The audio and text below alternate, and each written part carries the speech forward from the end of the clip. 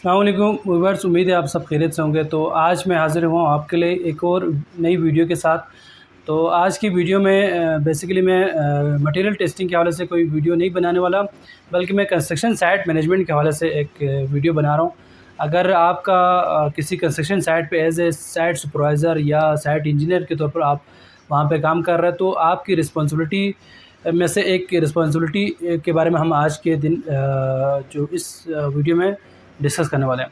तो आपने देखा होगा कि हर प्रोजेक्ट का एक टाइमलाइन होता है, एक शेड्यूल, डेट ऑफ स्टार्ट होता है और डेट ऑफ एंड होता है। तो आपको प्रोजेक्ट को जो डेडलाइन से पहले आपको कंप्लीट करना आपकी ज़िम्मेदारी होती है। तो इस मकसद के लिए आपको इसकी प्रोग्रेस को बार-बार देखना पड़ता है। आपको टाइमलाइन या शेड्यूल ऑफ वर्क के साथ आपकी प्रोग्रेस को आप मैच करते हुए, टैली करते हुए देख रहा होता है कि इधर आप जो है जो शेड्यूल वर्क है उसके हिसाब से आपकी प्रोग्रेस है कि नहीं। अगर नहीं है तो किस तरह हम इसको इम्प्रूव कर सकते हैं। ये चीज़ें देखने के लिए आपको डेली बेसिस पे उसकी प्रोग्रेस को मॉनिटर करना पड़ता है। तो इस मकसद के लिए हम मुख्तलिफ प्रोग्रेस रिपोर्ट आप जनरेट कर लेते हैं।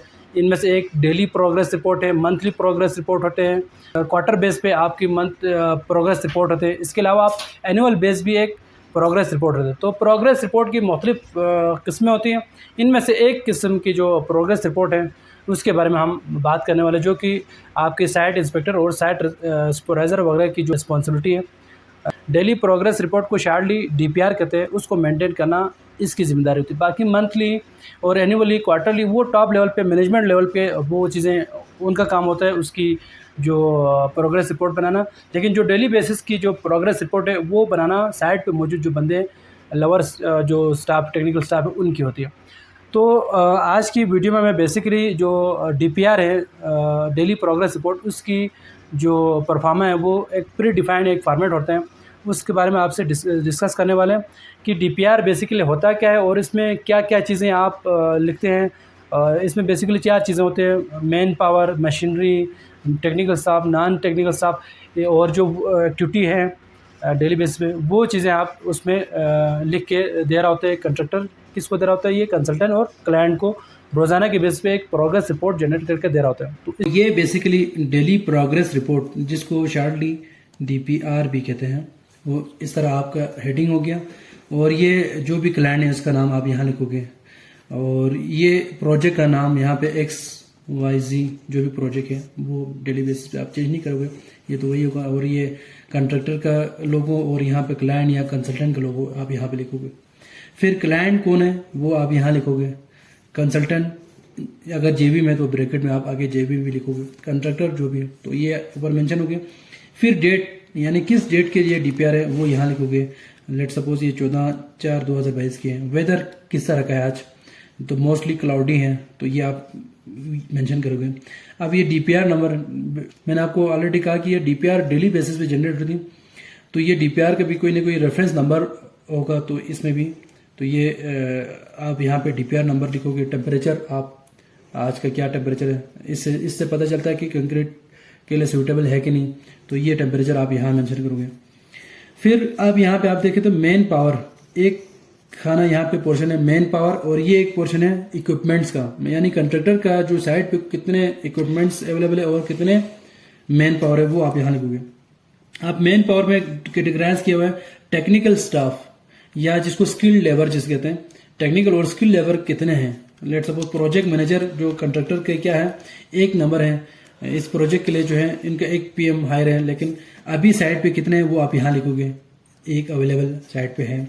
इसी तरह कंस्ट्रक्शन मैनेजर कितने इस साइट के लिए हायर है और कितने अभी साइट पे है वो अवेलेबल है, आप लिखोगे। इसी तरह site engineer, surveyor, associate engineer, lab technician कितने हैं, और इसके पास 2 है और यहाँ पे कितने हैं आज हैं वो आप यहाँ लिखोगे। लैब टेक्नीशियन, असिस्टेंट कितने हैं, हेल्पर कितने हैं।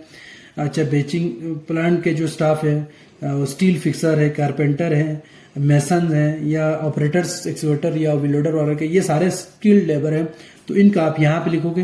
तो ये टोटल सम, ये क्या बता रहा है, टोटल कंट्रैक्टर ने जो बताया क्लेम 123 है। लेकिन जब आप क्या करोगे, साइट पे इन चीजों को वेरीफाई करोगे, बीइंग ए कंसल्टेंट आप इनको वेरीफाई करके देखा तो ये कितना बन रहा है, 98। तो इस तरह से आपका जो मेन पावर, इसके स्किल कितने हो गए, 98। फिर इसी के नीचे आप देख सकते हैं नॉन टेक्निकल स्टाफ कितने हैं इनके पास, नॉन टेक्निकल मैन पावर कितनी है। तो नंबर्स कितने हैं इसके 13, ये कंक्रीट लेबर इतने हैं, लेबर इंचार्ज ये है, कंक्रीट ब्लॉक स्टाफ ये सारा। तो ये कितने अवेलेबल है साइट पे वो आप यहाँ लिखोगे। 19 में से आज कितने हाजिर हैं इनके 15 हैं, तो ये नॉन टेक्निकल हो गए। और यहाँ पे आप देख सकते हैं इक्विपमेंट्स में इनके पास स्टेशनरी पंप्स हैं।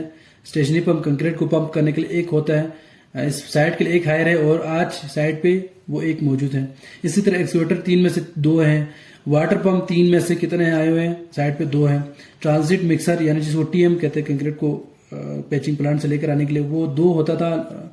इस साइट के लिए 2 हायर हैं, लेकिन अभी साइट आज के दिन कितना, एक यहाँ ऐसे लिखोगे रोलर, कटिंग मशीन, लोडर, ये सारे डंपर, ट्रैक्टर, ये आप मशीनरी या इक्विपमेंट्स आप यहाँ लिखोगे। टोटल मशीनरी या इक्विपमेंट में 28 में से आज कितने हैं 20, या आप यहाँ लिखोगे। आप इसी तरह non technical staff, non technical कितने बंदे हैं इसमें इनके पास, कुछ तो इधर लिखा चूंकि जगह नहीं बनी शायद इस वजह से ये यहाँ पे लिख रहा है office boy, helper, cook, security guards, ये ड्राइवर, ये यहाँ पे वो बता रहे हैं कि 15 में से 11 हाजिर है। तो ये होता है डेली बेसिस पे जो मेन पावर, इक्विपमेंट्स और मशीनरी के हवाले से। लेकिन एक्टिविटी कहाँ मेंशन करोगे आप, एक्टिविटी के लिए नीचे जगह दी हुई है डेली एक्टिविटी प्लान। तो प्लान जो आपने प्लानिंग की होती है एक्टिविटी डेली बेसिस पे, वो यहाँ लिखोगे। लेट सपोज आज कंक्रीट पोरिंग है ऑफ प्लिंथ बीम, तो ये इस तरह से ये 1 2 करके क्या करेगा, 3 करके ये कंट्रैक्टर अपना यहाँ पे लिखेगा कि आज के दिन हम कंक्रीट पोरिंग करने वाले हैं। अच्छा, स्टील फिक्सिंग हो रही है, ठीक है। इस तरह से ये अपने जो डेली एक्टिविटीज यहाँ पे लिखेंगे।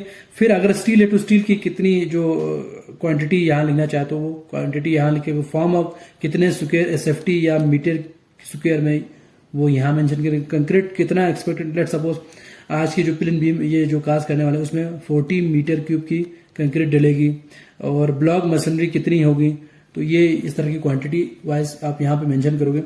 फिर ये करने के बाद क्या करोगे आप, अगर कोई अहम शख्सियत की टॉप मैनेजमेंट में से विजिटर, कोई प्रोजेक्ट डायरेक्टर या कोई भी सीईओ है या कोई आम शख्सियत की विजिट होती तो वो यहाँ पे आप नेम, डेजिग्नेशन, ऑर्गेनाइजेशन और डेट, टाइम ये आप इसमें लिख सकते हैं। फिर कंट्रैक्टर रिप्रेजेंटेटिव का साइन यहाँ पे होता है।